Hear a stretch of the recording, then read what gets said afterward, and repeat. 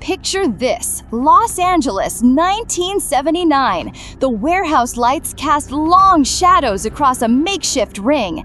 Two men stand opposite each other, and the air itself seems to hold its breath.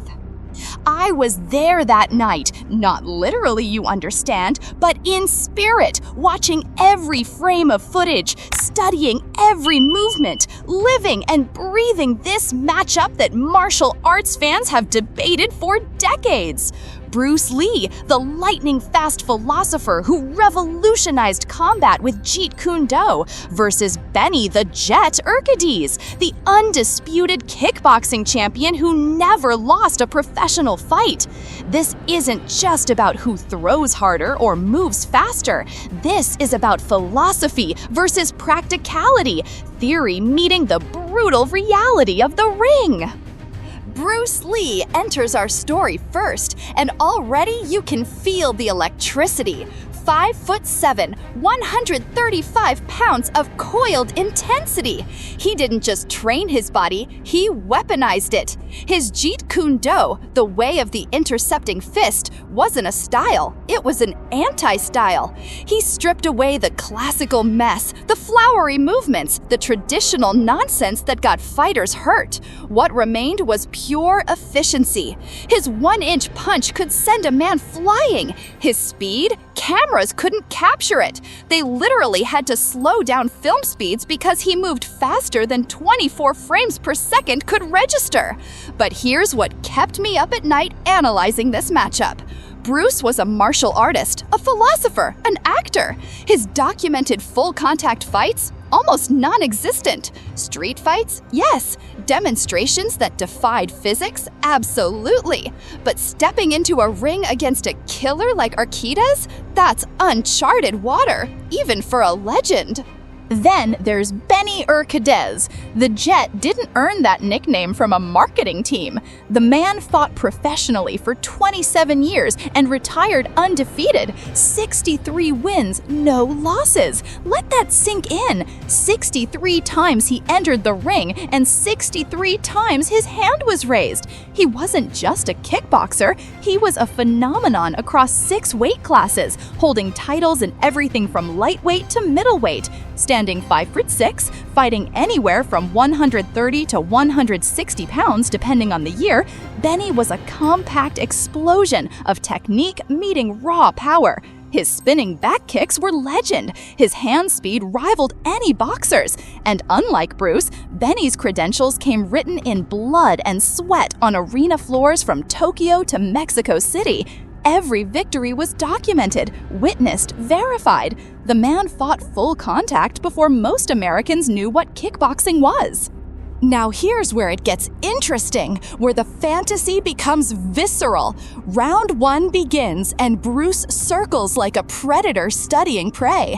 His stance is loose, unpredictable, sometimes wide, sometimes narrow, constantly shifting.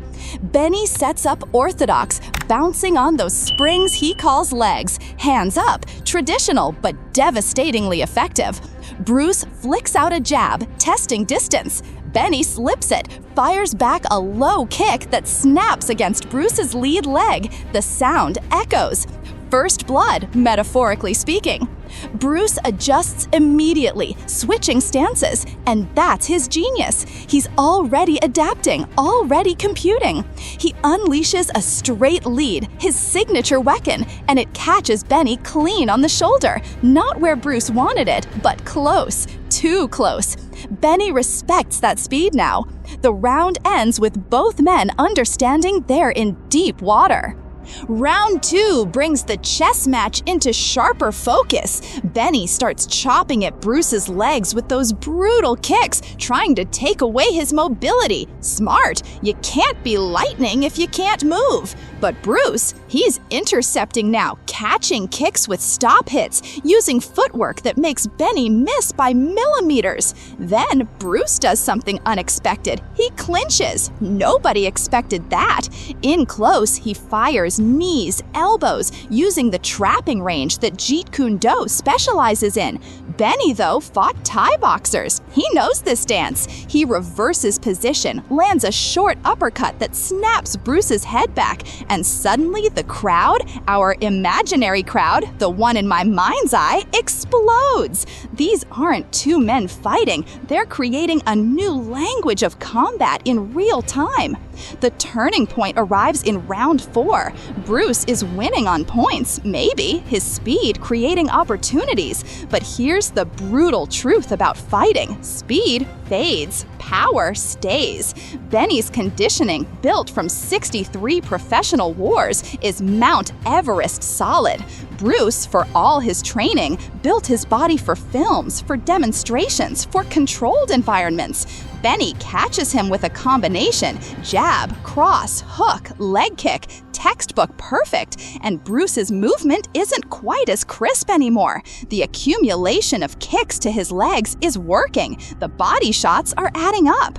Bruce realizes it too. You can see it in how he shifts strategies, going for broke, unleashing that blinding hand speed in combinations that would overwhelm anyone else. But Benny, he's seen speed before. He fought world champions who dedicated their lives to full contact combat.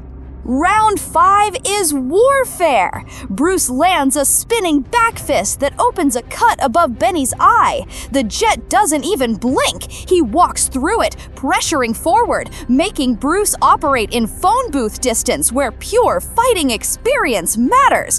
Bruce ties him up, but Benny shrugs him off, lands a liver shot that would drop most men. Bruce takes it, fires back, and for 30 seconds they trade in the pocket, just absolute savagery, both men refusing to give an inch.